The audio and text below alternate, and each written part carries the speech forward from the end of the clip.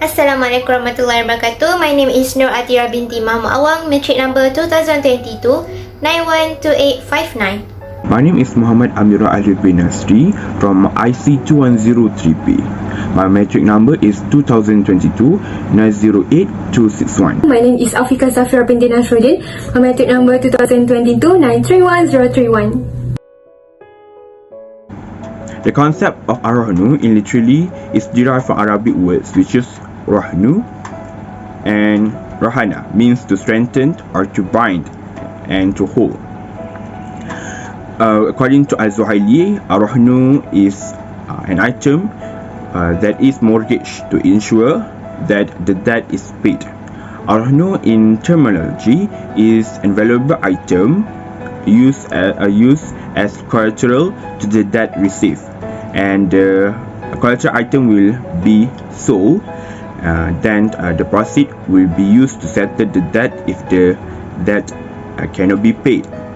According to the Accounting and Auditing of Islamic Financial Institution (IOFI), Ar-Rahnu contract occurs when a person makes an object of goods as guarantee of settlement of a debt, where the debt will be cleared from the good if the debtor fails to pay the debt.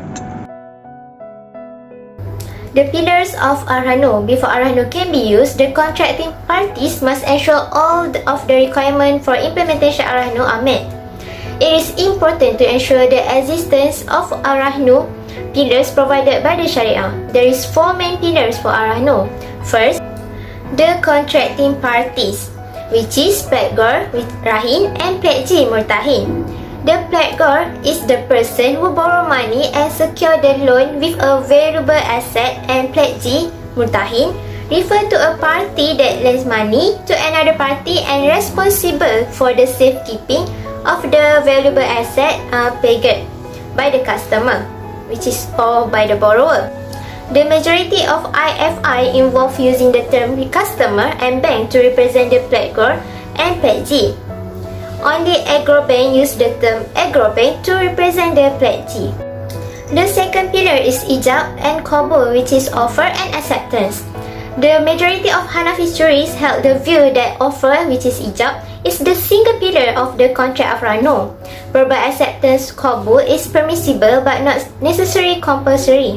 However, the majority of Islamic jurists from differing school of thought stipulate that requirement of the existence of both element of sighah, which is ijab and qabul. Thirdly, the subject matter. The subject matter of Ar-Rahnu contract shall be collateral that is recognized by the Sharia. The Ar-Rahnu contract subject matter must be determined upfront, made known to, and accepted by the contracting parties. In Malaysian practice, gold is the most commonly accepted collateral. Lastly, the marhun bi, which is the amount owed. Murtahin is responsible for informing the Rahin how much the money they can get from the pawn items and how much the Rahin will be charged for the safekeeping. After the maturity, the Rahin must be able to repay the principal of the debt as well as safekeeping fee to the Murtahin. There are so many conditions for Ar-Rahnu contract. Among them are the contracting parties must be a legal citizen or legal entity who has the legal capacity to enter into the Ar-Rahnu contract. The parties must be eligible to execute a contract by having reached the age of prudence and having complete control over the subject matters of the contract. Next, for the sighah, it must meet general condition term as required in the contract. The phrases must be clear, concise, and without ambiguity. The offer and acceptance could be made orally, in writing, or through other method recognized by the Sharia. Agrobank emphasized that the tenure and financing rate should be determined by and agreed by the contracting parties. Furthermore, the pledged property must meet all the conditions of subject matter. In other words, any property or items that can be sold can be pledged. This is because the pledged items may be sold if the debtor fails to pay the debt on time. The pledged item also must be legal, permissible, valuable, existing, and owned by the pledgor. Last but not least, in the event of default, only the pledgor has the right to sell the pledged property to satisfy the debt because They is still the owner of the pledged property. Only the owner of the property has the right or authority to sell it unless he delegate the authority to his agent. If the pledgor refuses to sell his property, the pledgee may bring this matter to court and seek a court injunction to force the pledgor to sell the property. The legal evidence of Ar-Rahnu have three, which is Al-Quran, Al-Hadith, and Ijma'.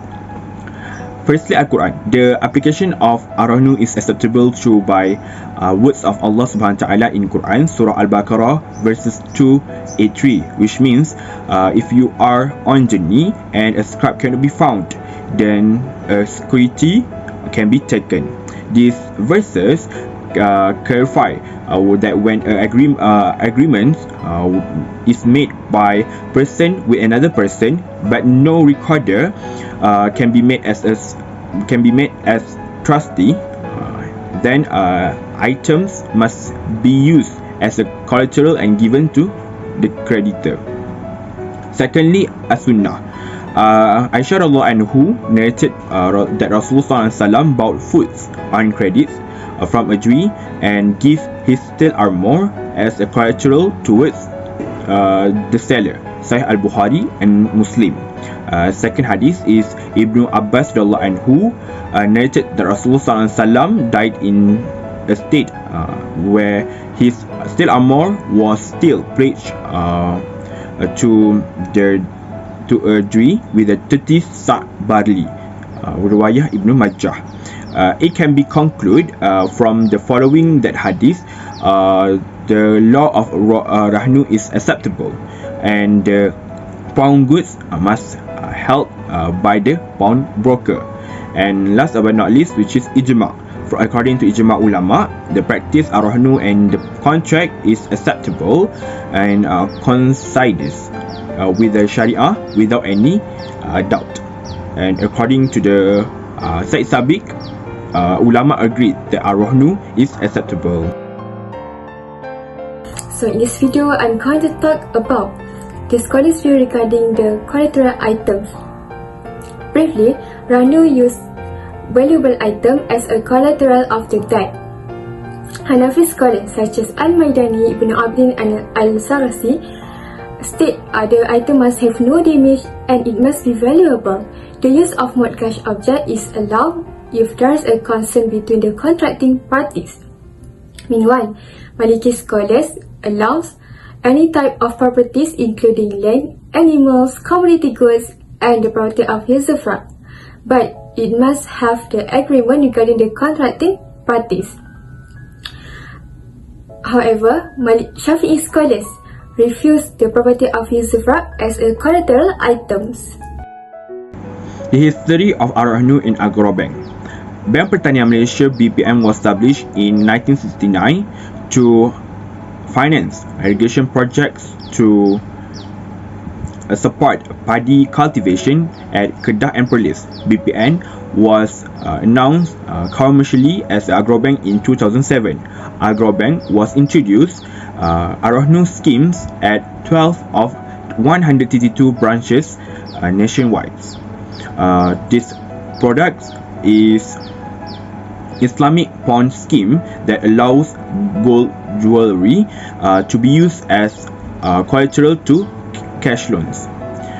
The gold jewelry will be kept by bank as collateral, and storage fees will be charged for storage service to the debtor. Now we move to the Sharia application use of the Rahnu contract in the Agrobank. So there are three application used in the Agrobank, which are Wadi'ah Yadomana, Rahnu, and Tawarruk. So Wadi'ah Yadomana is a contract between the owner of the goods and the person who keeps the items. In the Agrobank, there is an agreement between the bank and the customer for a safety place of the items. So the bank will charge a variable rates to the customers, and in the case of the failure, the bank will replace the items or provide a similar value to the customer. Next, Rahnu contract. So Ar-Rahnu operation under Agrobank by allowing the customer pledging the assets such as gold to the banks. Lastly, Tawarruk. Tawarruk under Agrobank practices is involve two separate sale and purchase contract. The first contract, the bank will sell the assets to the customer on a different basis. Then, the first buyer will sell the same assets to the third party in order to get the cash on the spot. Next, we move to the modus operandi of Ar-Rahnu. First of all, the customer applies to the bank for Ar-Rahnu financing with gold as collateral. The bank will appraise the value of the gold pledged to determine the amount of financing available to the customer. The customer keep their gold with the bank under the principle of Wadi Ahad Mana, which is an agreement between the bank and the customer for the placement of good or money for security purpose. Secondly, the bank lend the money to the borrower without charging interest. It is a loan given to the customer in which the said amount is to be paid back to the bank at the end of the term. In most cases, the customer is only required to pay the principal amount borrowed. Then, to ensure the loan repayment, the borrower must pledge valuable asset as collateral. Under the Ar-Rahnu principle, the customer pledges the gold. The Ar-Rahnu scheme operates on this principle, allowing customers to obtain cash instantly by providing valuables such as jewelry as collateral to the bank. Then, the creditor charges the safekeeping fees, which is withdrawal. The bank will charge a fee for every 100 at the gold price. Agrobank, for example, charge Rm50 for every 100 pledged items. The creditor retains the borrower collateral until the loan is repaid. Finally, after the borrower has settled the debt, the creditor returns the collateral. To summarize, Ar-Rahnu contract has been practiced in Islamic banking widely, including in Agrobank that offers a product regarding the Ar-Rahnu contract.